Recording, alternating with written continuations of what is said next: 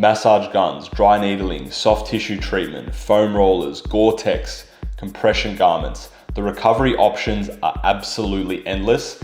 The injury management and recovery industry is one with so many options, and they are all very lucratively marketed. They promise quick fixes to your pain, instant relief, and other claims that are simply just untrue. But what if I could teach you an injury recovery modality that is free, improves your skill and performance in your sport, allows you to do more training, recover faster, and help you perform at your elite level? So stick to the end where I cover my elite approach to training and recovery strategies. If you're brand new to this channel, welcome. My name is Jack Crucial and I work specifically with combat athletes all the way from injury to elite performance. I also help people with injuries that other therapists can't solve. So if you want to learn about elite approaches that take you out of pain and help you return to elite performance, then I suggest subscribing to this channel. So why do you even train? Let's start by breaking down the purpose of training to begin with. It's pretty simple. We train in order to accumulate specific stresses based on the sport or activity we're wanting to participate in. In the realms of combat sports, this means striking,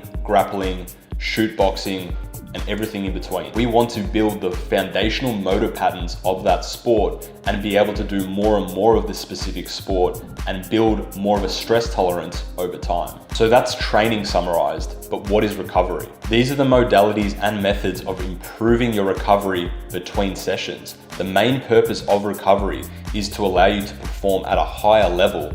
Each time that you're training, the better that we can recover, the harder we can work from session to session. And this is a big benefit to knowing how to recover properly and at an elite level. So here is why common recovery techniques fail you big time. If we look at the most commonly marketed recovery strategies, such as massage guns, foam rollers, soft tissue massage, all of these modalities help to locally stimulate and down-regulate the nervous system when it comes to training. So in the realms of soft tissue massage in particular, it helps relax the body and improve blood flow in that specific area that you're getting massaged. Things such as dry needling and foam rolling actually serve to overstimulate the nervous system as you're doing it. That's why it tends to be quite painful during the procedure, but afterwards that allows the nervous system and the muscle tissues to relax. But where's the problem with these particular recovery modalities? Number one, you're having to rely on somebody else or a device to help you. And number two, other than flushing out your metabolic byproducts after training, it isn't actually allowing you to directly influence the amount of work that you can do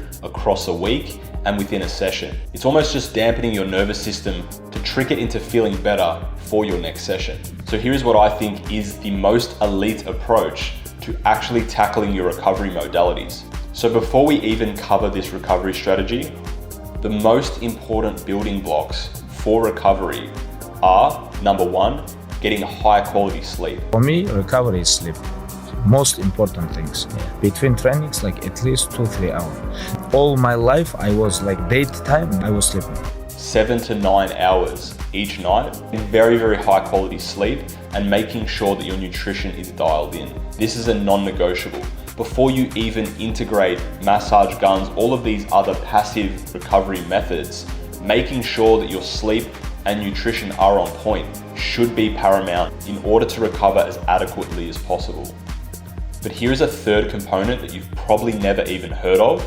You're likely overlooking its importance within a training context, and that is active recovery. We typically associate recovery time with just sitting on our ass on the couch. However, what you can do instead is low intensity exercise to give you the capacity to tolerate more training. Now you probably want some elite examples of athletes that apply these very same principles of active recovery. The first athlete we're going to look at is Floyd Mayweather. He has been reported to do 5 to 6 mile runs every single day, regardless of how much training he has been doing. He's even gone to clubs and strip clubs, and after that night out, he would jog back in his jeans in order to facilitate this active recovery. Floyd was constantly active, even outside of training hours, and this road work and active recovery allowed him to build a phenomenal base. We never saw him tied in the ring, and this is why he focused on the aspect of active recovery. A secondary athlete is Conor McGregor, but in his prime. There are many interviews and documentations of him saying he would spend 6, 7, 8 hours in the gym every single day doing some form of martial arts training. All my life is related to this. I don't do nothing else if it's not got to do with fighting. You know what I mean? And that is why, you know what I mean? To be truthful, that that's nearly- all you've got to do is show up. I don't work. I love what I do, and that's why I'm doing what I love. Whether this was drilling, whether this was sparring, whether this was working on low intensity activities, he was obsessed with doing as much work as possible in the gym every single day. Ironically, when we saw him start to work with scientists and people that got him out of the gym, this was the start of his demise in the combat sports realm. And thirdly, Gordon Ryan, there are many cases where he says that he does not miss a single day of training, irrespective of how he feels. So if he is a little bit niggly, he is a little bit injured, he might just work around that. And the fact that he's training with such high frequency, working at a low intensity on some days where he does feel more beat up, it allows him to actively recover whilst getting better at his sport simultaneously. You can see a theme here. Both Floyd, Conor McGregor, and Gordon Ryan all integrate active recovery principles in their training, and they are some of the best combat sport athletes of all time. And here's a good analogy as to how active recovery is beneficial. Now, if you're training very hard in a combat sports realm, you're sparring hard, you're drilling hard, and then when you're not doing this, you're just sitting on your ass on the couch. Those are two very big extremes.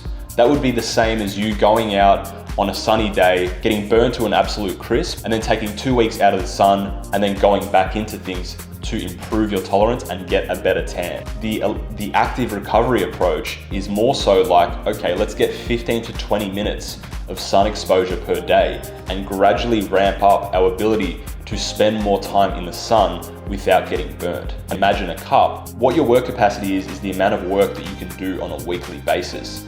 As we improve our work capacity, which is essentially making the cup taller and taller, that allows us to integrate far more high intensity efforts into our regular week. Key to active recovery sessions is completing these at a low intensity. They should not be taking away from your high performance in the sessions that are high intensity. So what are some of the active recovery methods that you can integrate today? Things such as rucking, so doing weighted walks from 5 to 10% of your body weight, swimming where it's low load, low impact, but you're still getting the blood flow benefits of doing this activity. Assault biking, stationary biking, rowing ergs, all of these activity modalities are giving you the same benefit as a massage, as foam rolling, as massage guns, by increasing blood flow, but at the same time, you're working your cardiovascular system, you're working your respiratory system so that it can handle more work across a long period of time. As a mixed martial artist, you're fundamentally in an aerobic sport.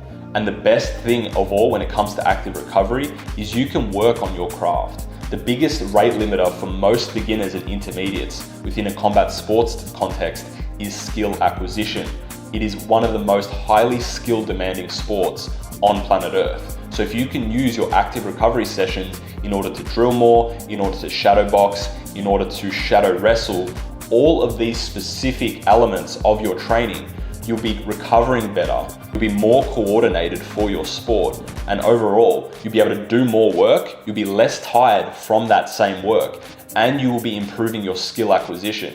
This is one of the most important things and one of the biggest benefits of doing something like active recovery. If you're working on your shadowboxing craft and if you're working on your striking and grappling and getting better and more skilled, this is far more beneficial than sitting around and shooting yourself in the leg with a vibrational device. It just doesn't make sense to not be doing this if you're taking your sport or your activity very seriously. Instead of having full rest days, integrate some of these active recovery methods. You can start from just 15 to 20 minutes per day and ramp that up to 90 minutes per day. The only rule that you need to follow is making sure that this is low intensity enough to where it's not impacting the future high intensity sessions that you're having. And this is very easy to modulate based on how you're feeling. If your performance is decreasing in these high intensity sessions, what you're better off doing is ramping down the active recovery sessions for now. Let's say you do a 30-40 minute active recovery session and then you're fatigued in the high performance session. Try 15 to 20 minutes and see how your body reacts to that. Over time, you can do more frequent active recovery days, but also longer duration through those sessions as well. So over time, you're building your work capacity and you're building your gas tank. This is something that you will never get from any massage, dry needling, foam rolling modality. So if we look at this logically, it's a much smarter approach. We're improving recovery, but we're also improving performance and our skill acquisition. 2 birds, 1 stone. So in other words, ditch the massage gun, ditch the ice baths, ditch the foam roller, and integrate active recovery into your day-to-day. Using this active recovery approach will allow you to recover faster, train harder session to session, and allows you to become a more skillful combat athlete. Get off your phone, get off the couch, and start integrating these active recovery methods. Otherwise, continue watching some of the other videos that I have on this channel that cover everything from injury to elite performance for combat sport athletes. Cheers, and I'll see you on the next one.